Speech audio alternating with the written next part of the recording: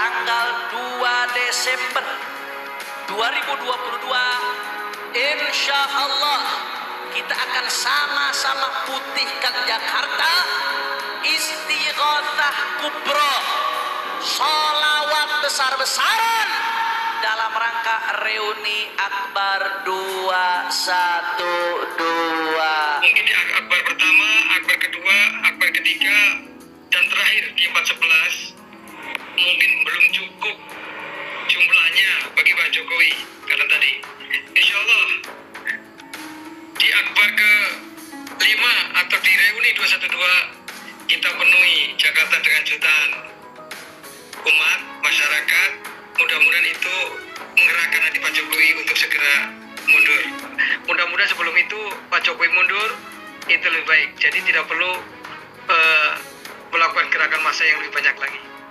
Sebenarnya apa sih yang diinginkan para kelompok 212 di negeri kita ini? Mereka, para keturunan imigran Yaman, selalu bikin gaduh di bangsa ini.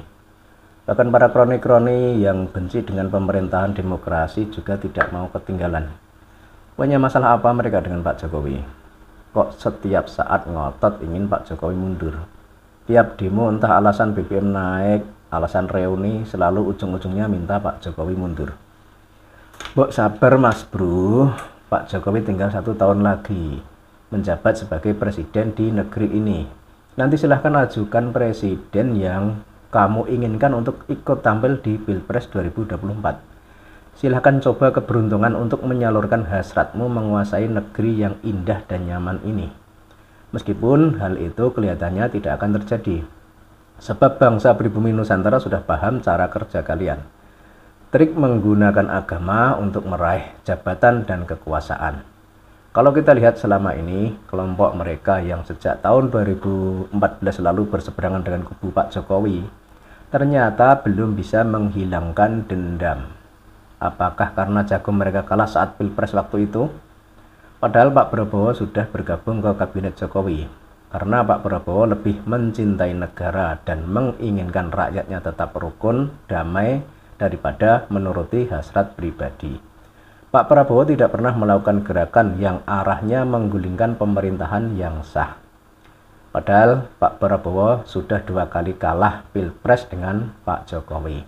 Dan kekalahan itu ia terima dan kini ikut bergabung membangun Indonesia bersama Pak Jokowi.